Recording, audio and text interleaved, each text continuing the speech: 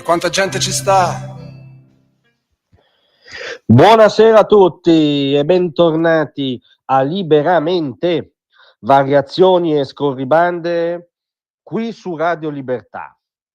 Allora, se in Italia non esistesse un problema di odio e di violenza politica incistati nel 99% dei casi nell'ambiente della sinistra radicale, che però non sono due estremisti al bar, un ambiente diffuso e coccolato anche a livello intellettuale, se non ci fosse questo problema, oggi sarebbe andato in scena quello che ci aveva annunciato tra squilli di tromba esultanti il mainstream, cioè uno sciopero generale in nome delle ragioni di Gaza e contro il cosiddetto genocidio perpetrato in Medio Oriente.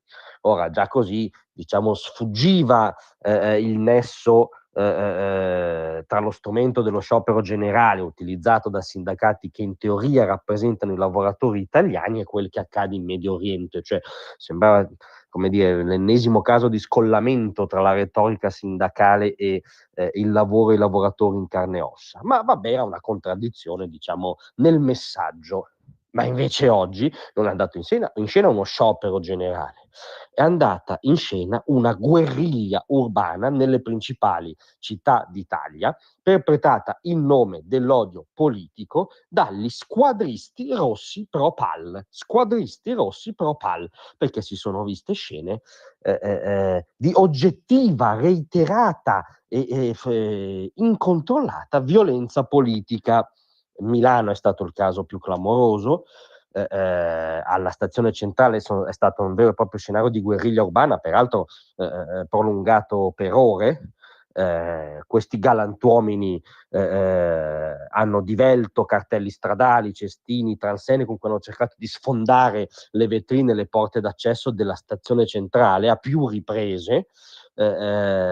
Infine la polizia è riuscita a respingerli, ma gli scontri si sono trasferiti immediatamente al di fuori, nel piazzale della stazione, sassi, bottiglie, c'erano scene di panico di massa di turisti pendolari che scappavano con le valigie in mano dalle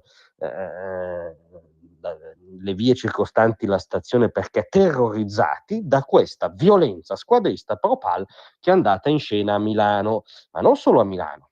Un altro caso evidente è stato quello di Torino, dove tra le altre cose il corteo di questi estremisti pro PAL ha dato fuoco all'immagine della Premier Meloni, perché se non si dà fuoco a un avversario politico, insomma, una volta al giorno non si sta bene.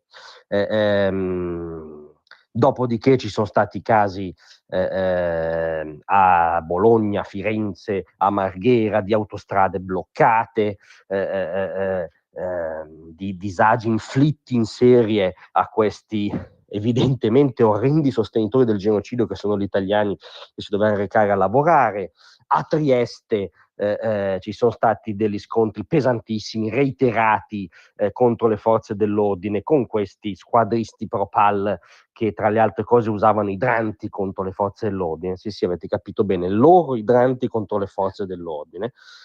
Sono stati infine contenuti, ma con scene anche lì di vera e propria violenza urbana. E insomma, tutte le principali città del paese sono state coinvolte da questo che non è uno sciopero, non c'entra nulla con lo sciopero, il quale a sua volta non c'entrava nulla con i diritti dei lavoratori italiani, ma transeat.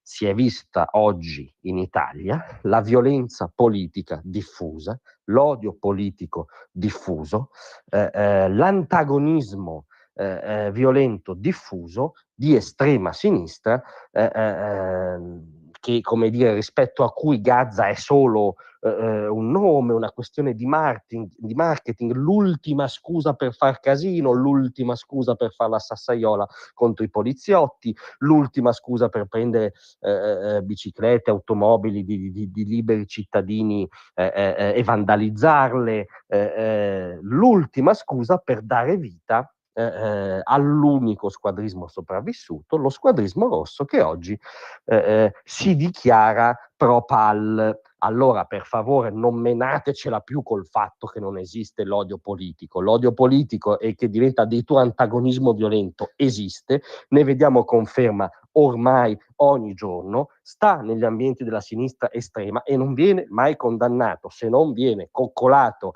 vezzeggiato e anche inglobato dalla sinistra istituzionale, perché non c'è oggi una parola all'altezza di quello che si è visto da parte di nessun esponente della sinistra. Quindi l'odio politico esiste, oggi abbiamo visto dove sta e non è accettabile e non lo accetteremo mai. Grazie a tutti, a domattina. Tra un manifesto e lo specchio